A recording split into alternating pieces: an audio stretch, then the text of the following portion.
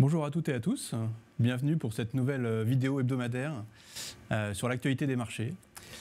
Alors la semaine dernière, nous avons eu une semaine relativement calme par rapport à ce qu'on a pu connaître précédemment. On a eu une semaine où en fait les taux sont plutôt restés sur les niveaux autour des 2,40, 2,50 pour le taux 10 ans allemand et sur les taux américains autour des 3,40, 3,50, donc des niveaux qui sont relativement stables, donc une volatilité qui baisse.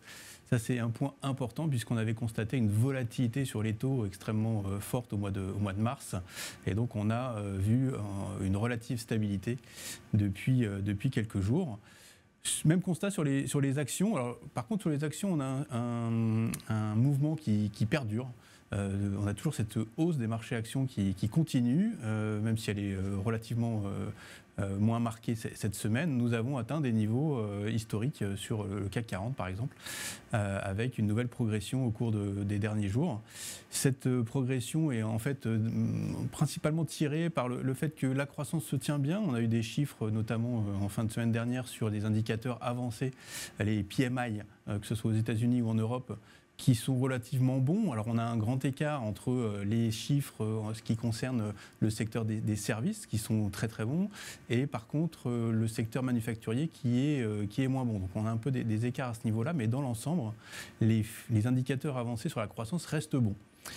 Donc ça c'est le premier point. Le deuxième point, c'est le fait que l'inflation reste plutôt dans une tendance baissière, hein. Donc on est toujours bien évidemment dans un schéma inflationniste, mais où la désinflation continue et donc devrait inciter les banques centrales à arriver bientôt sur le taux terminal.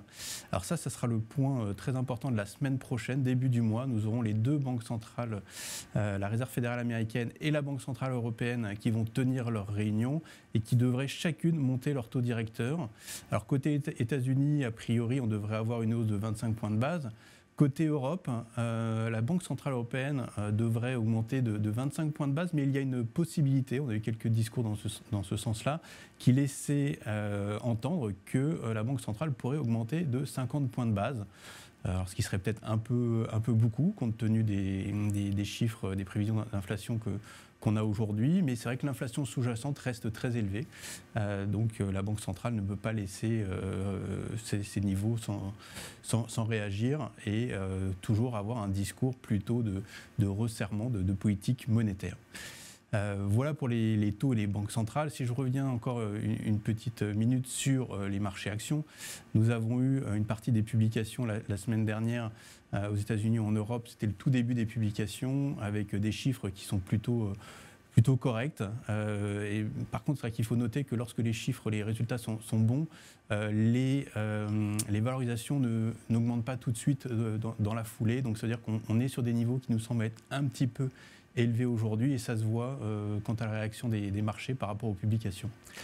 Le gros de la publication, notamment aux États-Unis, c'est cette semaine, avec plus de 40% de la cote sur le S&P 500, l'indice américain, qui va publier cette semaine.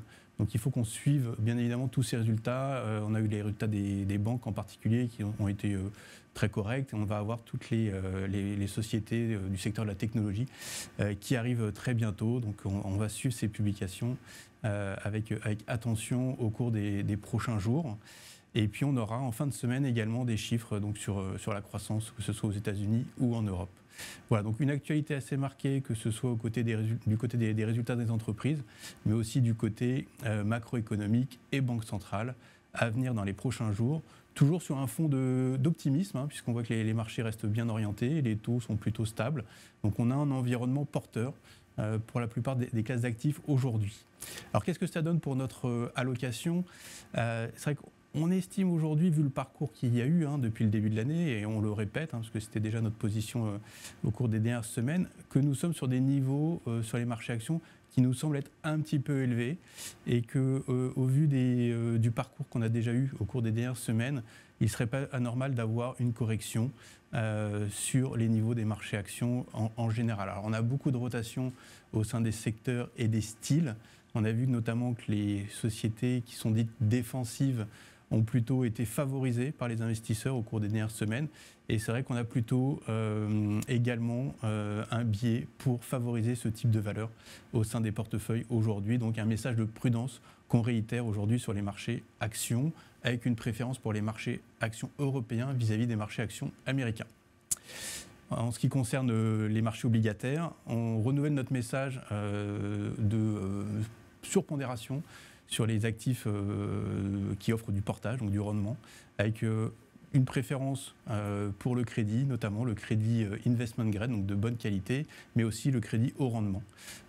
Voilà, sans oublier le monétaire qui offre des rendements proches de 3% aujourd'hui et qui pourrait offrir des rendements supérieurs suite à la hausse des taux de la Banque centrale européenne qui reste à venir dans les prochains mois. Donc toute la classe d'actifs obligataires reste attractive selon nous aujourd'hui. Voilà pour le principal message en termes d'allocation, donc plutôt constructif sur l'obligataire, prudent sur les actions.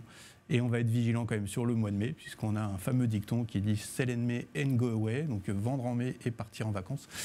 On va être vigilant là-dessus, parce que ça peut arriver bien évidemment qu'il y ait des prises de profit qui arrivent dans les prochains jours.